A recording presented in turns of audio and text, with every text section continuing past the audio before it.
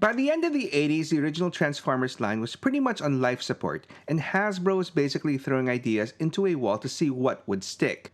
They basically gave us whatever masters they could think of: head, target, power, micro, action. But if you ask me, my favorite gimmick wasn't a master at all. Instead, it was the one where Hasbro figured they could make these robots in disguise even more interesting by giving them another disguise.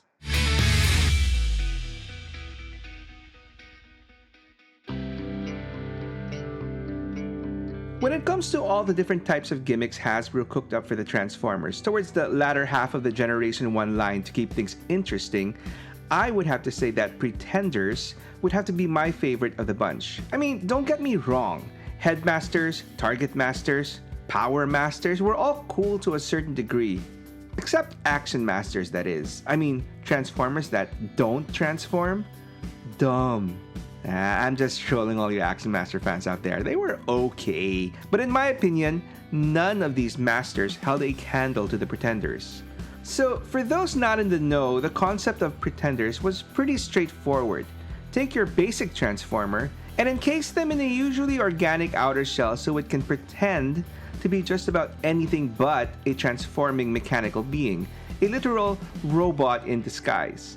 And while the Autobot Pretenders were mostly a bunch of generic, boring humanoids with futuristic battle armor, the Decepticon Pretenders were a menagerie of lovely monstrosities that I think really took full advantage of this gimmick. Decepticons like Skullgrin, Bombburst, and Iguanas were nightmare fuel for kids, used to clean-looking and blocky robots. Yeah, I loved those guys. But as awesome as those dudes were, for the most part, I don't think that the Pretenders really caught on with the kiddies, as their execution in toy form, with most of them being pretty small and simplistic robots being encased in mostly unarticulated outer shells, left a lot to be desired. And so it wasn't long before most of these Pretenders were basically forgotten. Except for one, that is. And that would be the Decepticon Pretender, Bludgeon, released in 1989. Now, like most Pretender toys, basic Bludgeon wasn't much to talk about, just a little oddly colored maroon and deep green Decepticon that transformed into a nondescript tank with a lilac-colored cannon. But it was the outer shell where Bludgeon really shone. Posing as a traditional-looking samurai, albeit with a mostly bright orange armor, Bludgeon definitely stood apart from the previous Pretender monstrosities that came before. But just to make sure he was nowhere near those boring humanoid Autobot Pretenders, topping off Bludgeon's design wasn't a human head, but a deathly skull to complete his otherworldly appearance. And it was this unique and cool look that most likely caught the eye of legendary Transformers comic book writer Simon Furman, who quickly identified Bludgeon as one of his favorites and took every opportunity to feature him heavily in the UK and later US comics, and basically lay the groundwork for, dare I say, the now iconic Decepticon. While his original tech spec has Bludgeon as an electric warrior, move aside, Shrapnel, the real takeaway from his initial bio describes him as a merciless, emotionless master of Metalikato, a deadly Cybertronian martial art which enables him to easily identify his enemies' fracture points and basically move a step or two faster than your typical Transformer. Furman took this and further fleshed out Bludgeon's character as a vicious but aloof warrior who apparently is also highly religious and adheres to an arcane code of honor. He's apparently also quite superstitious, so you won't be catching this Pretender breaking any mirrors, walking under ladders, or allowing Ravage to cross his path. But otherwise, Bludgeon is a relentless and bloodthirsty combatant on the battlefield, and yet his actions are equally tempered by discipline, making him extra deadly. Oh, and Furman also gave Bludgeon his signature weapon that ironically didn't come with his original toy, his Energo-Sword. And before anyone brings it up, yes, I am aware that a bludgeon refers to a blunt weapon or the action of whacking someone on the head with said weapon. But whatever, Bludgeon was a samurai, and what would a samurai be without a sword? A sword that apparently Bludgeon has some special connection with, as he displayed when he mentally animated it to exit a storage room where it was stashed and run through pure inferno. I told you he didn't like ladders, allowing him to escape from an Autobot prison. So as I mentioned earlier, Bludgeon first made his humble debut in the pages of the Transformers UK comics as a member of the Mayhem Attack Squad, a sub-team that was kind of like the Decepticon equivalent of the Autobot Wreckers. You know, a bunch of the meanest, toughest, baddest dudes who took on missions that no other bots would take. And their first mission was to track down and eliminate two Decepticon defectors, fellow Pretenders, Carnavac and Catilla, the latter of which Bludgeon managed to kill himself. So 1 out of 2, not bad for his first documented mission. Anyway, being one of Furman's favorites definitely has its perks, as it wasn't long before Bludgeon had worked up his way to the position of leader of the Mayhem Attack Squad, and not long after that, the full command of the Decepticon forces itself, where he set himself apart from other Decepticon leaders that came before him. See, unlike the OG leader Megatron, who saw his role as the bringer of peace to the universe through tyranny, or Shockwave, who just logically believed that he was the better leader, or even the business-like run of the tiny Ratbat, or Scorponok, who was basically, well, for lack of a better word, a dick. At his core, Bludgeon saw himself as an instrument of destruction, who doesn't look to destroy the current world out of pure evil, but in the belief that a better world will rise from the ashes of that which he had destroyed, or the destruction that he at least played a pivotal role in. And this is best illustrated in the final issue of the Marvel run, where he comes face to face with the last Autobot, final guardian of Cybertron, whose face, incidentally, was the inspiration behind 2021's Titan-class transforming Autobot arc. Anyway, through billions of years, the legend of the last Autobot, the soul of Cybertron, had been perverted by the Decepticons as being the ultimate warrior and the destroyer and ravager of worlds, a being that Bludgeon had committed his entire existence to serving. And so seeing his corrupt idea as false, as well as being faced with the resurrected Optimus Prime, care of the last Autobot, was too much for Bludgeon to take, and so he would ultimately retreat with his fellow Decepticons into deep space in a self-imposed solitary exile. Bludgeon's story, though, was sort of continued in the Generation 2 comics, wherein it is revealed that his idea of solitary exile was to go deep into space and construct a planet-like ship called War World and build a new generation of Decepticons waiting to be brought to life by Prime's Matrix, something Bludgeon had hoped to achieve through trickery. Unfortunately for him, his plan was cut short when a new and improved Megatron returned to take back his place as Decepticon leader, and when Bludgeon refused to give it up, well, Megs basically wasn't the type of bot to take no for an answer and just ripped off the poor Pretender's head. Fortunately for Bludgeon, you really can't keep a good samurai Decepticon down, or more importantly, a legendary Transformers writer, as it wasn't long before Simon Furman found a new gig under comics publisher Dreamwave, who took over the Transformers license in the early 2000s. So, under Dreamwave, Furman wrote a couple of miniseries under the War Within banner, which basically told the story of the Autobot and Decepticon war on Cybertron, millions of years before they made their way to Earth. And in the second miniseries, subtitled The Dark Ages, Furman brought in his favorite Skeleboy, Bludgeon, in a starring role. Well, sort of. This was a pre-Pretender Bludgeon, so no samurai skeleton, just his boring inner bot. But still, it was in this series that Furman further expanded on Bludgeon's personality, portraying him as a bot fascinated by mysticism and dark magic. Yeah, I know, rather odd for a mechanical being, but, well, Bludgeon definitely was far from your ordinary bot.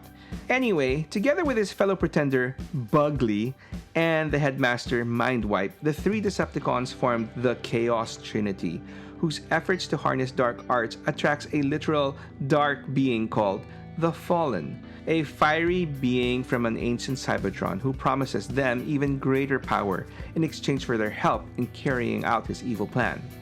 And so as the story goes, Bludgeon and company help the Fallen in kidnapping 4 unique Transformers, Grimlock, Jetfire, Hotspot, and Blitzwing, whose sparks are needed to summon Unicron, the Chaos Bringer, back to Cybertron.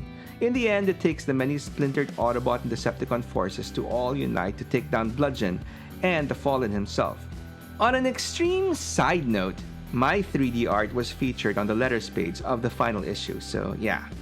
Anyway, the next major iteration of Bludgeon would be in the pages of the IDW comics, and more specifically, the miniseries ominously titled Stormbringer, where you could say that Bludgeon brings up quite the storm for both Autobots and Decepticons. But I'm getting ahead of myself. So, Bludgeon starts off as your typical agent of Megatron who was assigned to look into the different secret projects of Shockwave, who has disappeared. So, Bludgeon leads his team of fellow Pretenders, including Iguanas, Finbacks, Skullgrin, and Bombers, to go scrounging around in one of Shockwave's old abandoned laboratories. And it's here that they discover the remains of another long-lost Decepticon scientist, Thunderwing. Now, way back in the day, Thunderwing was obsessed with the notion of what he termed as a catastrophic event coming to Cybertron, and as such, was solely focused on his own experiments of polydermal grafting, basically the official term for pretender shells in the IDW universe. Anyway, as your typical evil mad scientist would do, Thunderwing subjected himself to his own experiments, and the experience left him ultra crazy and powerful. Going mad, Thunderwing goes on a rampage, thus ironically setting off that catastrophic event on Cybertron he so feared himself. I mean, you know why Cybertron is portrayed as a pretty war-torn and fucked up place? Well, at least in IDW's case, it was all because of Thunderwing. Anyway, it takes the combined forces of the Autobots and Decepticons to finally defeat Thunderwing, and his remains end up stored in said Shockwave's lab. And speaking of labs, do you know what lab?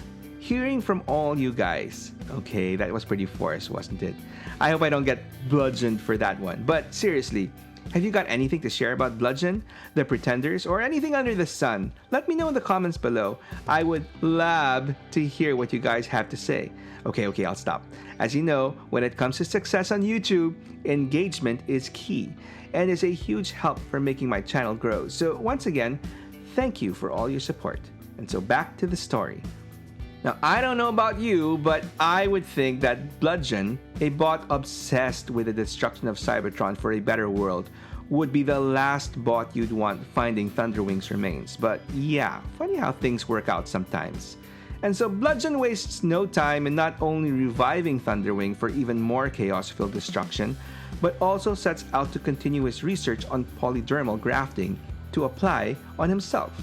Anyway, in the end, the Autobots and Decepticons come together to defeat Thunderwing again. And Bludgeon, well, like Thunderwing before him, subjects himself to the unstable Pretender process as well, but unfortunately gets his mind melted by a massive psychic backlash. It's worth noting that it's in the pages of the IDW comics that Bludgeon got a pretty awesome makeover, care of one of the greatest modern Transformers artists of all time. In my opinion, of course, fellow Pinoy, Don Figueroa, wherein he took Bludgeon's bland inner robot mode and mixed in elements of his samurai Pretender shell, making him look like one hell of a badass Decepticon. Oh, and in homage to the Pretender's skull, this Bludgeon sported a decrepit robot face with a torn-off jaw, leaving only wires and stuff hanging down. Pretty cool. And check out this other amped-up concept that ultimately was not used, but is still amazing. Figueroa even went the extra mile by giving him an updated Ultra mode. Still a tank, but packing a lot more personality. I'm not sure if it was based on an actual real-world tank, but it looked to me like a tank that feudal Japan would have constructed, if they had the technology to do so. Altogether, I just thought that this design instantly became the definitive version of Bludgeon, and still do. Anyway, some years later, Bludgeon has fully recovered and is sent off by Starscream into the far reaches of the galaxy to find and gather all the various splinter groups of Decepticons scattered about. This is due to the impending threat of the once again coming of the Chaos Bringer himself, Unicron.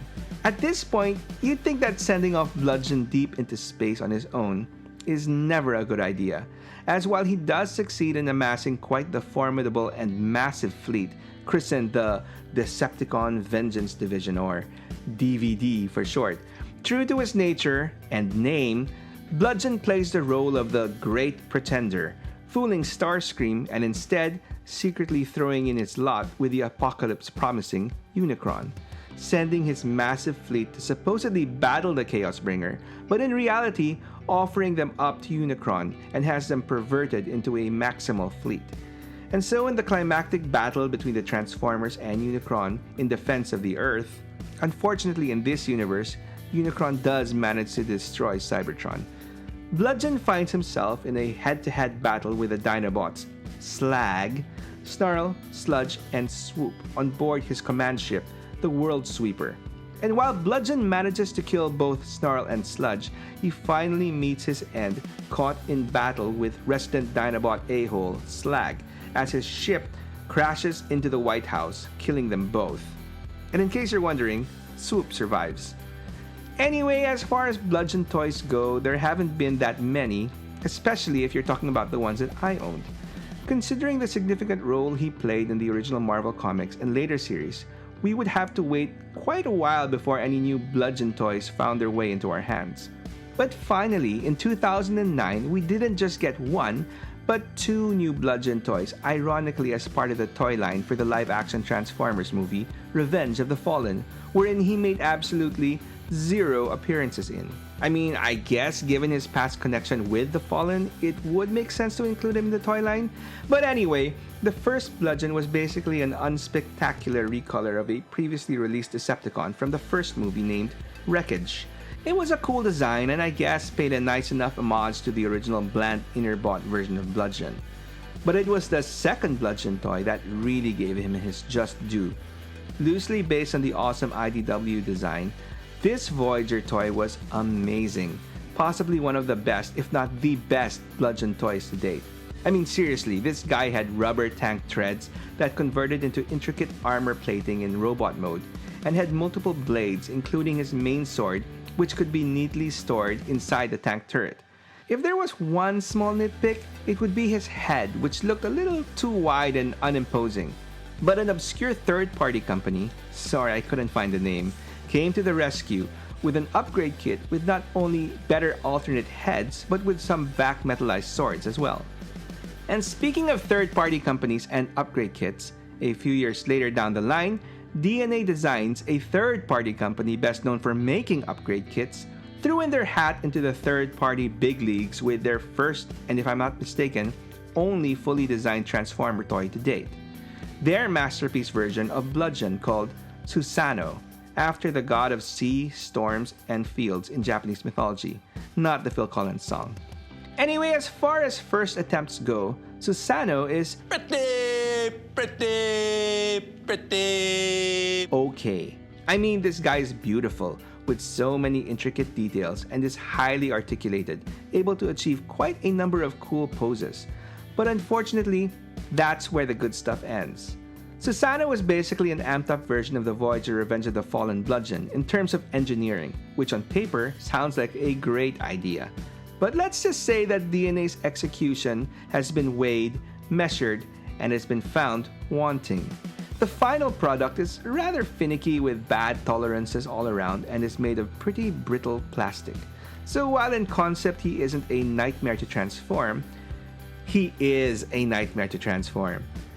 Anyway, because I read that the rubber treads of the Revenge of the Fallen Bludgeon did not age well for many owners, i.e. they ended up melting, and hearing word that Hasbro is gearing up with a new legacy version of Bludgeon, despite how much I loved Revenge of the Fallen Bludgeon, I decided to be proactive and sell him off before his value shot down with a new one's release. Or his treads started to melt. A decision I have since come to regret a lot, since that new Legacy Bludgeon turned out to be nothing but a repainted retool of Legacy Tarn. I mean, he was pretty decent, and there are readily available kits to make him even more unique, but well, I decided to pass on him for now. So, unfortunately for me, the only chug version of Bludgeon I have right now in my collection is a tiny little Prime Master released in 2018. I mean, despite his extremely small size, this guy does have some cool callbacks to the original toy, in that he's the first modern Bludgeon who's actually a Pretender. Extremely lacking in articulation, but with the ability to open up and reveal a smaller robot inside, the Prime Master, Quintus Prime. Plus, the other aspect of this toy's play pattern gives this outer shell the ability to transform into a weapon for larger bots to wield. And in this case, Bludgeon transforms into a Japanese kanabo, which is basically a metal stick used to, bludgeon people on their heads. So, full circle if you ask me.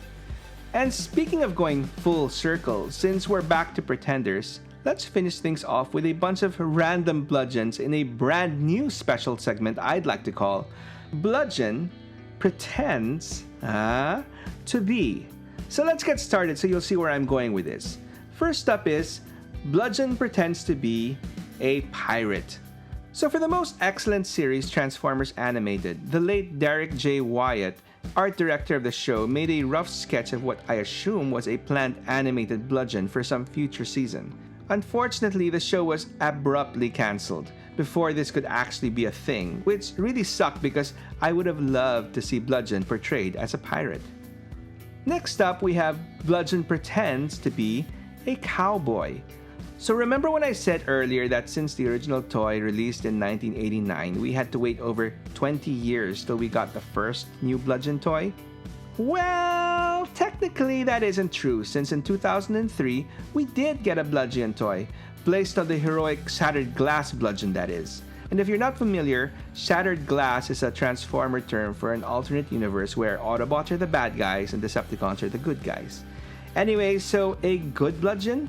Yup, and not only that, the toy used for this Bludgeon was a straight-up recolor of a G2 Megatron toy. You know, the tank Megatron that killed off Bludgeon in the G2 comics. And if things couldn't get any more stranger, like I said, this Bludgeon wasn't a samurai or a pirate, but a sharp-shooting cowboy. Yeehaw! But wait, it gets even weirder. While not a Bludgeon, I think it's worth mentioning that in 2012, the Revenge of the Fallen Bludgeon toy was itself recolored and retooled into another Megatron toy, which is strangely kinda cool. But let's get back on track. Next we have Bludgeon Pretends to Be a G.I. Joe. So in 2013, Hasbro released their first modern action figure of the G.I. Joe Samurai, Budo. Yes, the Joes weren't just all ninjas. Anyway, this modern Budo was a really intricately detailed, straight-up, traditional-looking 1/18th scale samurai figure, which was later colored orange and maroon and topped off with a skull head to give us a G.I. Joe figure of Bludgeon, which was included in an exclusive Transformers G.I. Joe box set for San Diego Comic-Con that year. Which then brings us to the time where Bludgeon pretended to be a Combiner, released in 2016 as part of a Transformers fan club subscription service. This Bludgeon had the ability to combine with fellow Mayhem Squad members to form Thunder Mayhem, throwing in a Thunder Wing-looking head to complete the theme. Anyway, this Bludgeon was basically a recolored retool of Combiner Wars Hotspot, a common theme in other Bludgeon toys released around this time. A year prior, we got a Bludgeon in the Prime Beast Hunters line, which was originally a Shockwave, and then a Robots in Disguise Bludgeon that was originally a toy of Megatronus. Not Megatron, Megatronus, which has become known as the original name of the Fallen. So yeah, I guess there is a cool connection going on over there with that toy as well. And then we have one of my favorites, wherein Bludgeon pretends to be a legend. And in this case, I'm referring to the smaller size class of Transformer toys that third-party companies like Magic Square and New Age have made into their bread and butter. But before those two legendary juggernauts was the company named Iron Factory, which lately has found their niche in producing a line of legend-sized samurai-flavored Transformers. So you know where I'm going with this, right? Okay, so with apologies to any Japanese listeners out there, I know I'm Asian, but I'm Filipino, so let's see how you say this. Onekomoki is their reinterpretation of a legend-sized Bludgeon. And granted, they didn't have to reimagine much given Bludgeon was already a samurai to begin with. I think they did a pretty bang-up job throwing in their own little creative twists to the tried and true formula. In robot mode, they converted his entire torso, which more often than not hints at being a skull itself, into a full-blown traditional demonic Japanese mask. But it's more in his alt mode, which starts off as your typical feudal-ish looking alt universe tank, which admittedly looks a little rough. I mean, there's only so much you can do with this scale. but then further converts it into a third, rather creepy mode with insectoid legs sprouting from his tank treads, giving us a crazy and creepy looking crab-like demon tank. I don't know, I just love it. And finally, we have the last Bludgeon that I'd like to talk about that pretends to be the ultimate version of Bludgeon. Okay, so when I say ultimate, I'm just referring to the name of the line of the toy company Super 7, who produced a 7-inch action figure of Bludgeon.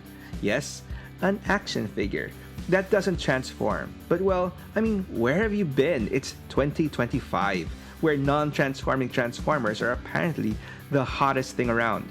Who would have thought that Hasbro was actually onto something with those damn Action Masters all those years ago?